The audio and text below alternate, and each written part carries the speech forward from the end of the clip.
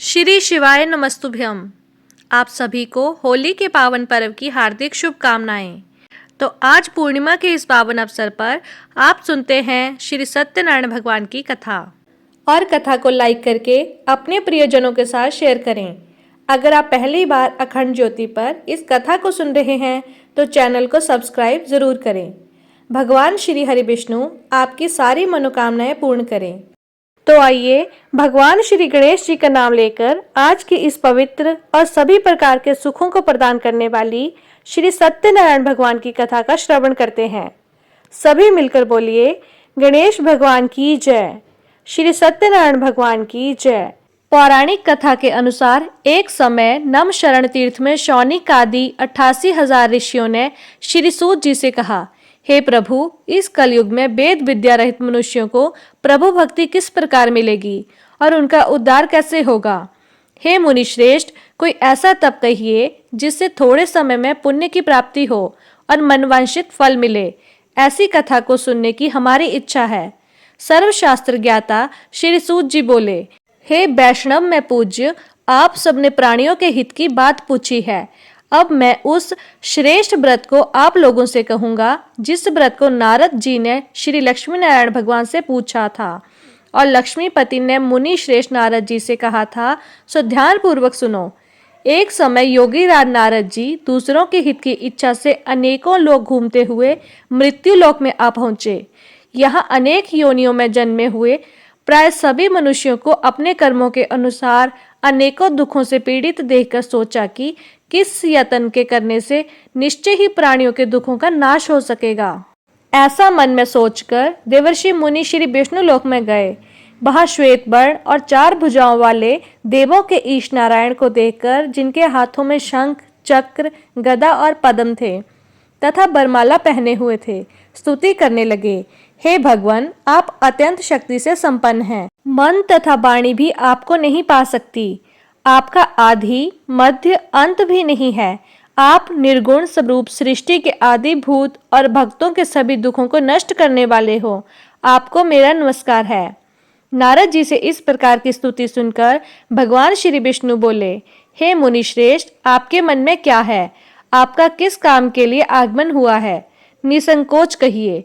तब नारद मुनि बोले, प्रभु, मृत्यु लोक में सब मनुष्य जो अनेक योनियों में पैदा हुए हैं, अपने अपने कर्मों के द्वारा अनेक प्रकार के दुखों से दुखी हो रहे हैं।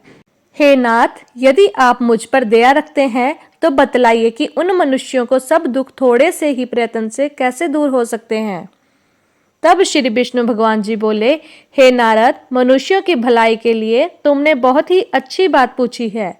जिस काम के करने से मनुष्य मोह से छूट जाता है वह मैं कहता हूँ, सुनो। बहुत पुण्य देने वाला स्वर्ग तथा मृत्यु लोक दोनों में दुर्लभ एक अत्यंत उत्तम व्रत है। आज मैं प्रेमवश होकर तुमसे कहता हूँ। श्री सत्यनारायण भगवान का यह व्रत अच्छी तरह विधान पूर्वक करके मनुष्य तुरंत ही यहाँ सुख भोग कर मरने पर मोक्ष पाता है। श्री हरि के वचन सुन नारद जी बोले कि उस व्रत का फल क्या है और उसका विधान क्या है। यह व्रत किसने किया था? इस व्रत को किस दिन करना चाहिए? सभी कुछ विस्तार से बताइए।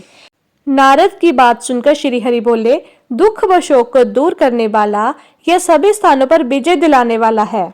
मानव को भक्ति व श्रद्धा के साथ शाम को श्री सत्यनारायण की पूजा धर्मपरायण होकर ब्राह्मणों व बंधुओं के साथ करनी चाहिए।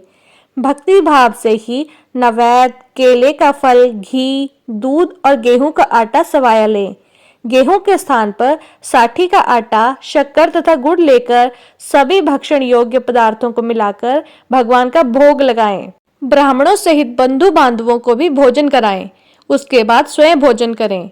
भजन कीर्तन के साथ भगवान की भक्ति में लीन हो जाएं। इस तरह से सत्यनारायण भगवान की यह व्रत करने पर मनुष्य की सारी इच्छाएं निश्चित रूप से पूरी होती हैं। इस कलयुग में मोक्ष का यही एक सरल उपाय बताया गया है। श्री सत्यनारायण व्रत कथा का पहला अध्याय संपूर्ण। बोलिए श्री सत्यनारायण भगवान की जय। सूत जी बोले, हे ऋषियों, जिसने पहले समय में इस व्रत को किया था उसका इतिहास कहता हूँ। ध्यान से सुनो। सुंदर काशीपुर नगरी में एक अत्यंत निर्धन ब्राह्मण रहता था। भूख प्यास से परेशान वह धरती पर घूमता रहता था। ब्राह्मणों से प्रेम करने वाले भगवान ने एक दिन ब्राह्मण का वेश धारण करके उसके पास जाकर पूछा, हे विप्र, नित्य दुखी होकर तुम पृथ्वी पर क्यों घूमते हो? दीन ब्राह्मण बोला, मैं निर्धन ब्राह्मण हूँ, भिक्षा के लिए धरती पर घूमता हूँ। हे भगवान, यदि आप कोई ऐसा उपाय जानते हैं तो बताइए। वृद्ध ब्राह्मण कहता है कि सत्यनारायण भगवान मनोवांछित फल देने वाले हैं, इसलिए तुम उनका पूजन करो। इसे करने से मनुष्य सभी दुखों से मुक्त हो जाता है। वृद्ध ब्राह्मण बनकर आए सत्यनारायण भगवान उस निर्धन ब्राह्मण को व्रत का सारा विधान बताकर अंतर्ध्यान हो गए। ब्राह्मण मन ही मन सोचने लगा कि जिस व्रत को वृद्ध ब्राह्मण करने को कह गया है, मैं उसे जरूर करूंगा। यह निश्चय करने के बाद उसे रात में नींद नहीं आई। वह सवेरे उठकर सत्यनारायण भगवान के व्रत का निश्चय कर भिक्षा के लिए चला गया। उस दिन निर्धन ब्राह्मण को भिक्षा में बहुत सारा धन मिला, जिससे उसने बंधु बांधवों के साथ मिलकर श्री सत्यनारायण भगवान का व्रत संपन्न किया। भगवान सत्यनारायण का व्रत संपन्न करने के बाद मैं निर्धन ब्राह्मण सभी दुखों से छूट गया और अनेक प्रकार की संपत्तियों से युक्त हो गया। उसी समय से यह ब्राह्मण हर माह इस व्रत को करने लगा। इस तरह से सत्यनारायण भगवान के व्रत को जो मनुष्य करेगा वह सभी प्रकार के पापों से छूटकर मोक्ष को प्राप्त होगा। जो मनुष्य इस व्रत को करेगा वह भी सभी दुखों से मुक्त हो जाएगा। सूत जी बोले कि इस तरह से नारद जी से नारायण जी का कहा हुआ श्री सत्यनारायण व्रत को मैंने तुमसे कहा। हे विप्रो, अब मैं और क्या कहूँ? ऋषि बोले, हे मुनिवर, संसार में उस विप्र से सुनकर और किस किसने इस व्रत को किया, हम सब इस बात को सुनना चाहते हैं। इसके लिए हमारे मन में श्रद्धा का भाव है। सूत जी बोले, हे मुनियों, जिस जिसने इस व्रत को किया है वे सब सुनो। एक समय वही विप्र धन और ऐश्वर्य के अनुसार अपने बंधु बांधवों के साथ इस व्रत को करने को तैयार हुआ। उसी समय एक लकड़ी बेचने वाला बूढ़ा आदमी आया और लकड़ियां बाहर रखकर अंदर ब्राह्मण के घर में गया। प्यास से दुखी होकर वह लकड़हारा उनको व्रत करते देख विप्र को नमस्कार कर पूछने लगा कि आप ये क्या कर रहे हैं? तो उन्होंने बताया कि व्रत कर रहा हूँ तथा इसे करने से क्या फल मिलेगा, कृपया मुझे भी बताएं। ब्राह्मण ने कहा कि सब मनोकामनाओं को पूरे करने वाला यह सत्यनारायण भगवान का व्रत है। इनकी कृपा से ही मेरे घर में धन धान्य आदि की वृद्धि हुई है। विप्र से सत्यनारायण व्रत के बारे में जानकर लकड़हारा बहुत प्रसन्न हुआ। चरणामृत लेकर व प्रसाद खाने के बाद वह अपने घर गया। लकड़हारे ने अपने मन में संकल्प किया कि आज लकड़ी बेचने के बाद जो धन मिलेगा उसी से श्री सत्यनारायण भगवान का उत्तम व्रत करूंगा। मन में इस विचार को ले बूढ़ा आदमी सिर पर लकड़ियां रखकर उस नगर में बेचने गया जहां धनी लोग ज्यादा थे। उस नगर में उसे अपनी लकड़ियों का दाम पहले से 4 गुना अधिक मिलता है। बूढ़ा प्रसन्नता के साथ दाम लेकर केले, शक्कर, घी, दूध, दही और गेहूं का आटा ले और सत्यनारायण भगवान की व्रत की अन्य सामग्रियां लेकर अपने घर गया। वहां उसने अपने बंधु बांधवों को बुलाकर विधि विधान से सत्यनारायण भगवान का पूजन और व्रत किया। इस व्रत के प्रभाव से वह बूढ़ा लकड़हारा धन पुत्र आदि से युक्त होकर संसार के समस्त सुख भोग अंतकाल में वैकुंठ धाम चला गया। श्री सत्यनारायण व्रत कथा का दूसरा अध्याय संपूर्ण। बोलिए श्री सत्यनारायण भगवान की जय। सूत जी बोले, हे श्रेष्ठ मुनियों, अब आगे की कथा कहता हूँ। पहले समय में उल्का मुख नाम का एक बुद्धिमान राजा था। वह सत्यवक्ता और जितेंद्रिय था।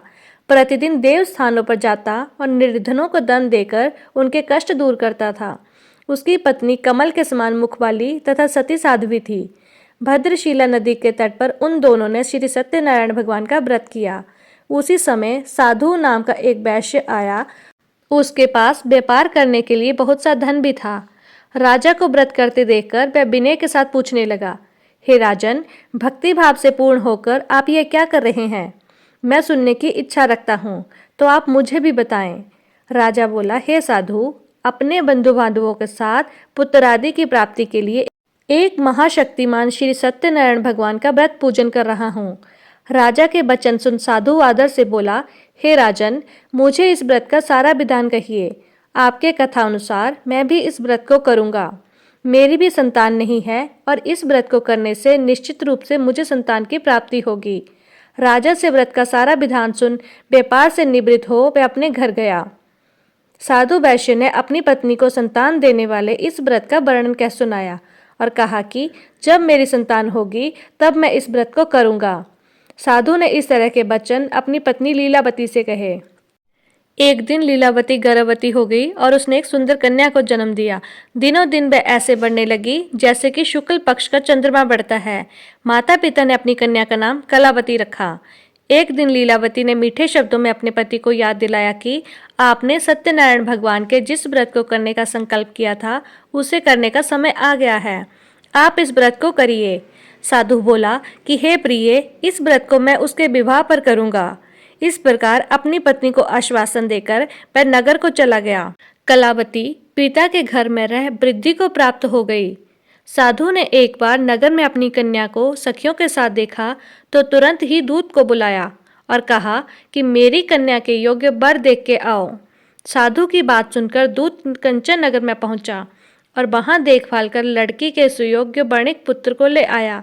सुयोग्य लड़के को देख साधु ने बंधु बांधवों को बुलाकर अपनी पुत्री का विवाह कर दिया। लेकिन दुर्भाग्य की बात यह कि साधु ने अभी भी सत्यनारायण भगवान का व्रत नहीं किया। इस पर श्री भगवान क्रोधित हो गए और श्राप दिया कि साधु को अत्यधिक दुख मिले। अपने कार्य में कुशल साधु बनिया जमाई को लेकर समुद्र के पास स्थित होकर रत्नासारपुर नगर में गया। वहां जाकर दामाद ससुर दोनों मिलकर चंद्रकेतु राजा के नगर में व्यापार करने लगे। एक दिन भगवान सत्यनारायण की माया से एक चोर राजा का धन चुराकर भाग रहा था। उसने राजा के सिपाहियों को अपना पीछा करते देख चुराया हुआ धन वहां रख दिया जहां साधु अपने जवाई के साथ ठहरा हुआ था। राजा के सिपाहियों ने साधु वैश्य के पास जाकर राजा का धन पड़ा देखा तो वह ससुर जवाई दोनों को बांधकर प्रसन्नता से राजा के पास ले गए और कहा कि उन दोनों चोरों को हम पकड़ लाए हैं, आप आगे की कार्रवाई की आज्ञा दें। राजा की आज्ञा से उन दोनों को कठिन कारावास में डाल दिया गया और उनका सारा धन भी छीन लिया गया।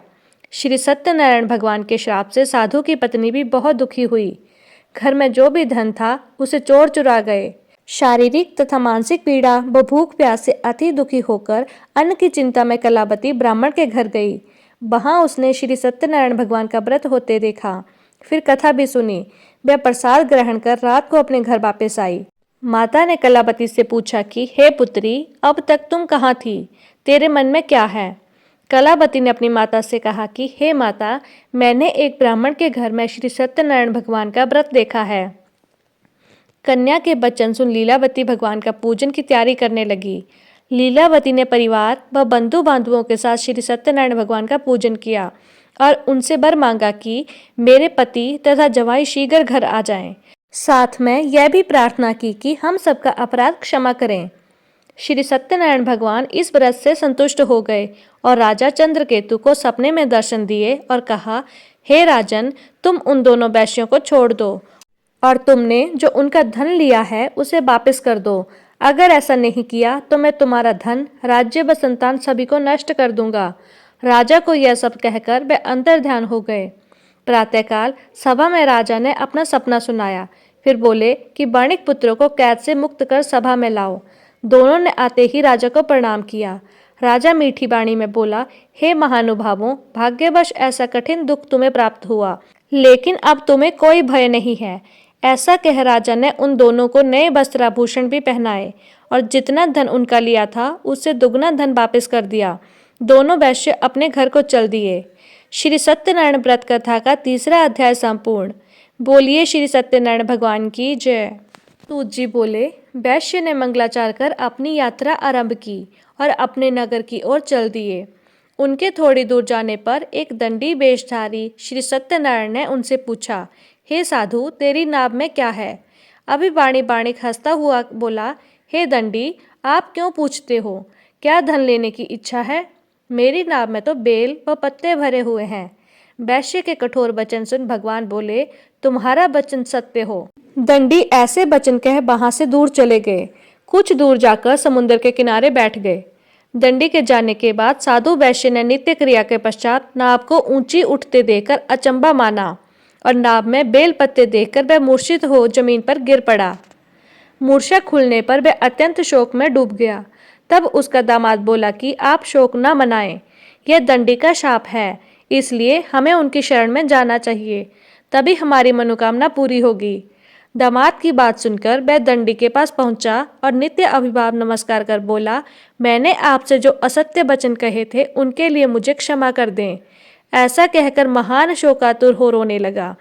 तब दंडी भगवान बोले, हे बाणिक पुत्र, मेरी आज्ञा से ही बार बार तुम्हें दुख प्राप्त हुआ है। तू मेरी पूजा से विमुख हुआ। साधु बोला, हे भगवान, आपकी माया से ब्रह्मा आदि देवता भी आपके रूप को नहीं जानते, तब मैं अज्ञानी कैसे जान सकता हूँ। आप प्रसन्न होइए, अब मैं सामर्थ्य के अनुसार आपकी पूजा करूँगा। मेरी रक्षा करो और पहले के समान नौका में धन भर दो। साधु वैश्य के भक्ति पूर्वक वचन सुनकर भगवान प्रसन्न हो गए और उसकी इच्छा अनुसार वरदान देकर अंतर्ध्यान हो गए। ससुर जमाई जब नाव पर आए तो नाव धन से भरी हुई थी। फिर वहीं अपने अन्य साथियों के साथ सत्यनारायण भगवान का पूजन कर अपने नगर को चल दिए। जब नगर के नजदीक पहुंचे तो दूत को घर पर खबर करने के लिए भेज दिया। दूत साधु की पत्नी को प्रणाम कर कहता है कि मालिक अपने दामाद सहित नगर के निकट आ गए हैं। दूत की बात सुन साधु की पत्नी लीलावती ने बड़े हर्ष के साथ सत्यनारायण भगवान का पूजन कर अपनी पुत्री कलावती से कहा कि मैं अपने पति के दर्शन को जाती हूँ, तू कार्य पूर्ण कर शीघ्र आ जा। माता के ऐसे वचन सुन कलावती जल्दी से प्रसाद छोड़ अपने पति के पास चली गई। प्रसाद की अवज्ञा के कारण श्री सत्यनारायण भगवान रुष्ट हो गए और नाव सहित उसके पति को पानी में डुबो दिया। कलावती अपने पति को बाहर ना पाकर रोती हुई जमीन पर गिर गई। नौका को डूबा हुआ देख व कन्या को रोता देख साधु दुखी होकर बोला, हे प्रभु, मुझसे तथा मेरे परिवार से जो भी भूल हुई है उसे क्षमा करें। साधु के दीन वचन सुनकर श्री सत्यनारायण भगवान प्रसन्न हो गए और आकाशवाणी हुई, हे साधु, तेरी कन्या मेरे प्रसाद को छोड़कर आई है, इसलिए उसका पति अदृश्य हो गया है। यदि वह घर जाकर प्रसाद खाकर लौटती है तो इसका पति अवश्य मिलेगा। ऐसी आकाशवाणी सुन कलावती घर पहुंचकर प्रसाद खाती है और फिर आकर अपने पति के दर्शन करती है। उसके बाद साधु अपने बंधु बांधवों सहित श्री सत्यनारायण भगवान का विधि विधान से पूजन करता है। इस लोक का सुख भोग व अंत में स्वर्ग को जाता है। श्री सत्यनारायण व्रत कथा का चौथा अध्याय संपूर्ण। बोलिए श्री सत्यनारायण भगवान की जय। सूत जी बोले, हे ऋषियों, मैं और भी एक कथा सुनाता हूँ, उसे भी ध्यानपूर्वक सुनो। प्रजापालन में लीन तुंगध्वज नाम का एक राजा था। उसने भी भगवान का प्रसाद त्याग कर बहुत ही दुख पान किया। एक बार वन में जाकर वन्य पशुओं को मारकर वह बड़ के पेड़ के नीचे गया।